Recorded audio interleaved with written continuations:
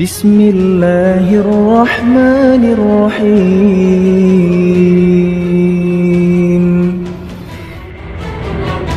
Salam sejahtera. Kali ini kami membawakan satu lagi kisah menarik dalam membongkar kisah sejarah. Dan kisah kali ini ialah biografi Ahmad Yasin, pengasas perjuangan Palestina. Seperti apakah kisah ini? Mari sama-sama kita saksikan kisah menarik ini.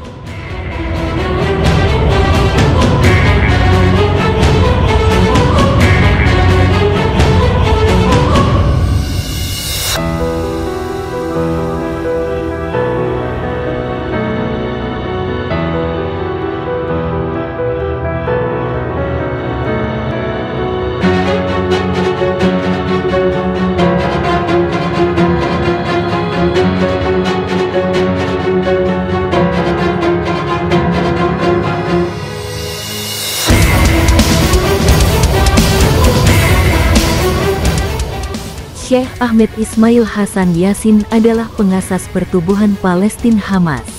Dilahirkan di desa Al-Jura, tepi Al-Migdal, selatan semenanjung Gaza, sekarang dekat Askelon di negara Haram Israel.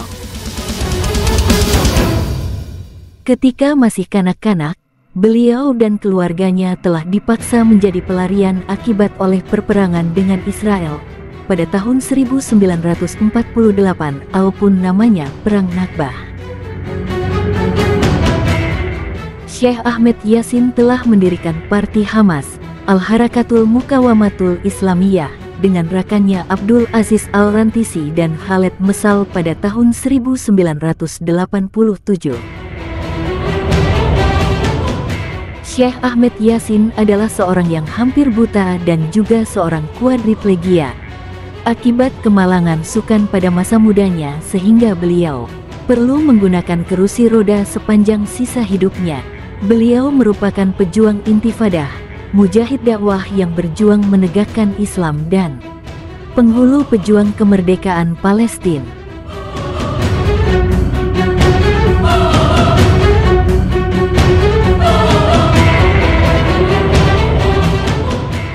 Syekh Ahmed Yasin dilahirkan di Al-Jura, sebuah kampung kecil berhampiran Bandar Askelon, dalam mandat British di Palestina. Tarikh lahirnya tidak diketahui secara pasti.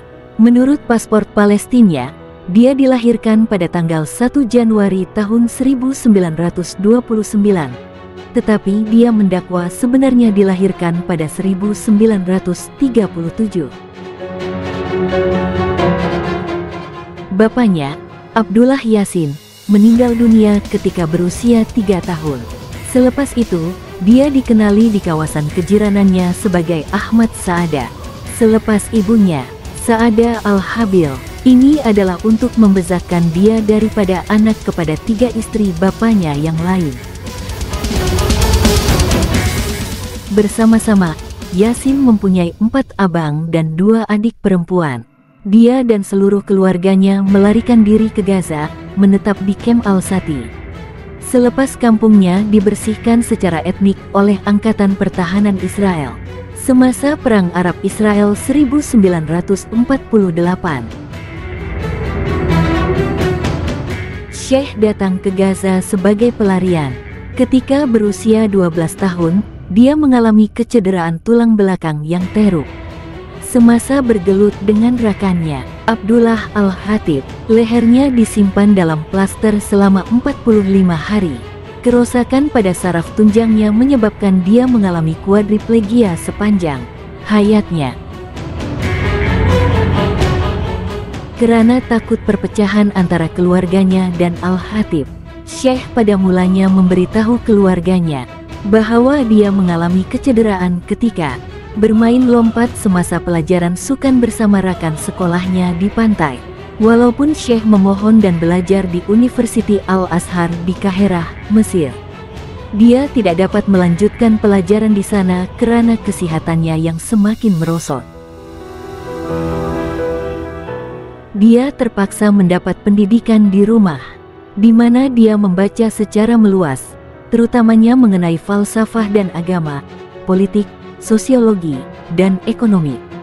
Pengikutnya percaya bahwa pengetahuan duniawinya menjadikannya salah seorang penceramah terbaik di semenanjung Gaza pada masa ini. Dia mula menyampaikan khutbah mingguan selepas sholat Jumat, menarik ramai orang. Selepas bertahun-tahun menganggur, dia mendapat jawatan sebagai guru bahasa Arab di sebuah sekolah rendah di Rimal, Gaza. Guru besar Muhammad Al-Sawa pada mulanya mempunyai keraguan tentang Syekh mengenai sambutan yang akan diterima daripada murid karena kecacatannya.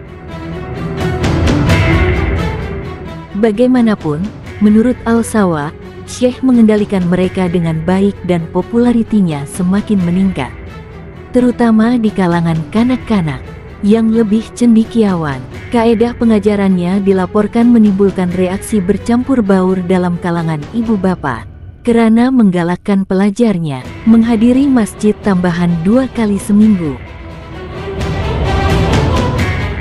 Mempunyai pekerjaan tetap memberikan Syekh kestabilan keuangan, dan dia berkahwin dengan salah seorang saudaranya, Halimah Yasin, pada tahun 1960, pada usia 22 tahun.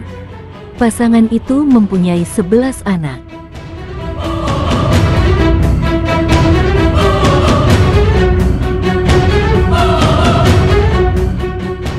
Ahmed Yasin berumur 10 tahun ketika British membawa orang Yahudi dari seluruh pelosok bumi untuk menyebarkan mereka di Palestina dan untuk menubuhkan kuasa besar negara Israel pada tahun 1948. Ahmed Yasin menamatkan pendidikan menengahnya pada tahun akademik tahun 1957 sampai tahun 1958 dan berjaya memperolehi peluang pekerjaan, walaupun mendapat bantahan pada awalnya karena kesehatannya. Sebahagian besar pendapatannya daripada profesion perguruan adalah untuk membantu keluarganya.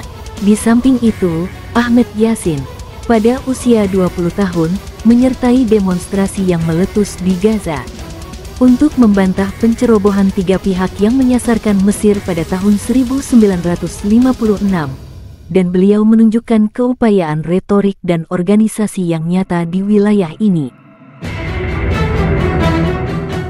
Beliau menyokong kepimpinan Haji Amin Al-Husseini dalam perjuangan kebangsaan Palestina, dan selepas Ahmed Yasin menjadi seorang guru, dia coba menyelesaikan kerjaya pendidikannya, tetapi keadaan hidupnya adalah yang paling kuat dan sebab pertama dan terakhir untuk meneruskan pendidikannya.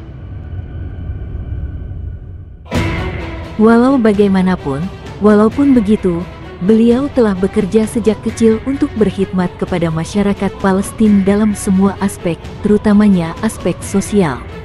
Beliau bekerja sebagai Presiden Persatuan Islam yang mempunyai sejarah panjang berkhidmat untuk kepentingan Palestina dan rakyat Palestina. Sungguh mengejutkan apabila beliau menjadi rujukan semua, malah pelajar yang memusuhi Islam, tetapi dia tidak berpuas hati dengan pengajaran, tetapi mula mengumpulkan pelajar terbilang dan memindahkan mereka ke masjid untuk menyelesaikan pelajaran mereka dan mewujudkan budaya, sukan dan aktiviti sosial untuk mereka, dan menubuhkan Universiti Islam dan mempunyai banyak lawatan dan kuliah, dan sentiasa kehadiran beliau pada setiap kesempatan.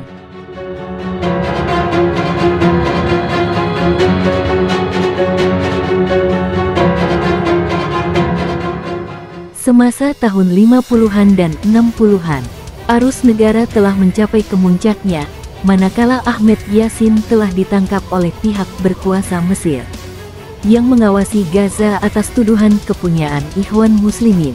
Bakat pidato Ahmed Yassin telah mula kelihatan kuat, dan dengan itu bintangnya mula bersinar di kalangan pendakwah Gaza. Yang menarik perhatian perisikan Mesir yang beroperasi di sana, maka pada tahun 1965 ia memutuskan untuk menangkapnya.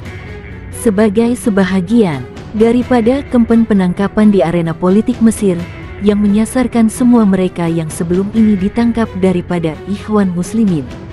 Pada tahun 1954,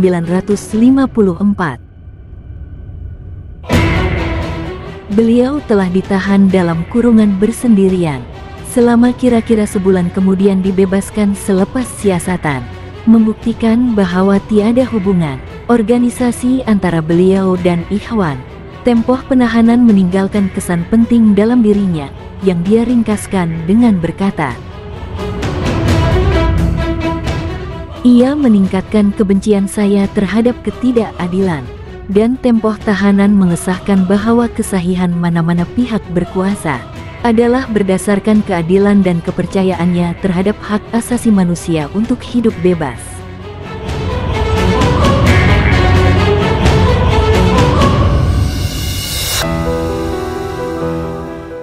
Sebelum Syekh Mujahid, beliau adalah pendakwah, penceramah dan pendakwah Islam. Ade berkata Nizar Rayyan, salah seorang muridnya, perkara pertama yang dimulakan oleh Syekh ialah memanggil orang muda dan dia pernah mempraktikkan panggilan itu dalam persekitaran kerjanya, sekolah tempat dia bekerja.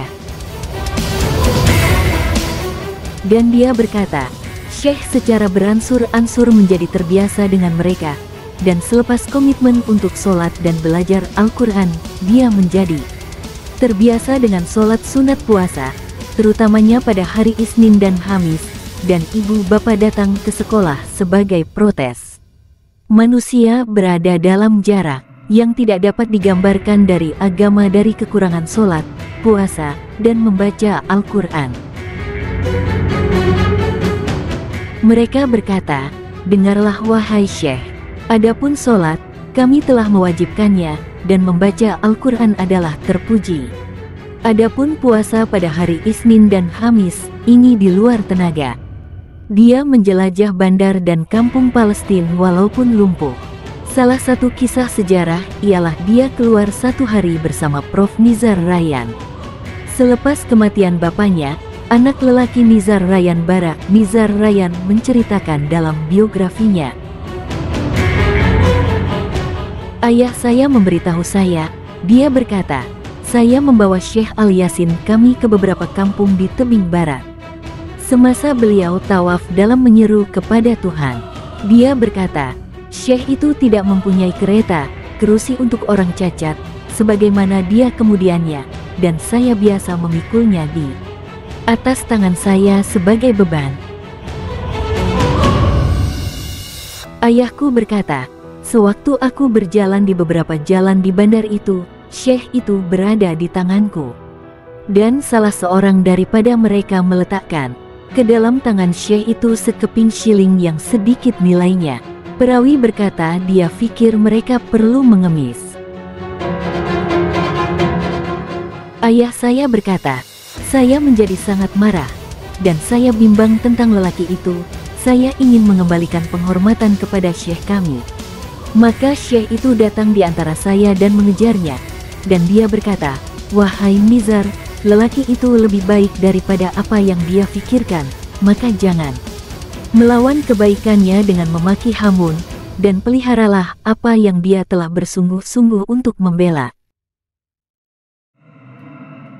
Syekh Yassin pernah berkata, "Kami dan orang-orang Yahudi berselisih tentang generasi ini, sama ada orang Yahudi akan mengambilnya daripada kami, atau kami akan menyelamatkannya dari tangan orang Yahudi."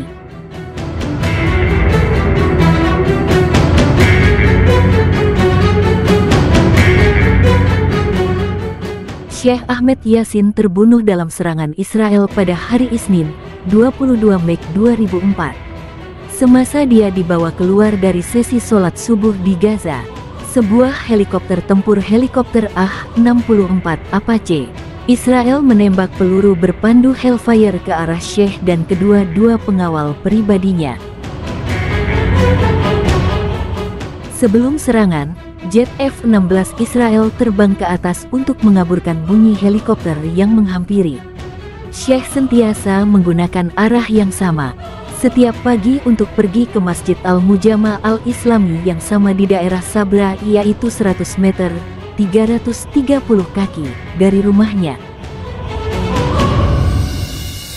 Sheikh dan pengawai pribadinya terbunuh serta-merta, bersama 9 orang yang melihatnya. 12 orang lagi cedera dalam operasi itu, termasuk 2 anak lelaki Sheikh. Abdul Aziz Al-Rantisi, timbalan Sheikh, menjadi pemimpin Hamas selepas pembunuhannya Sheikh Ahmed Yassin.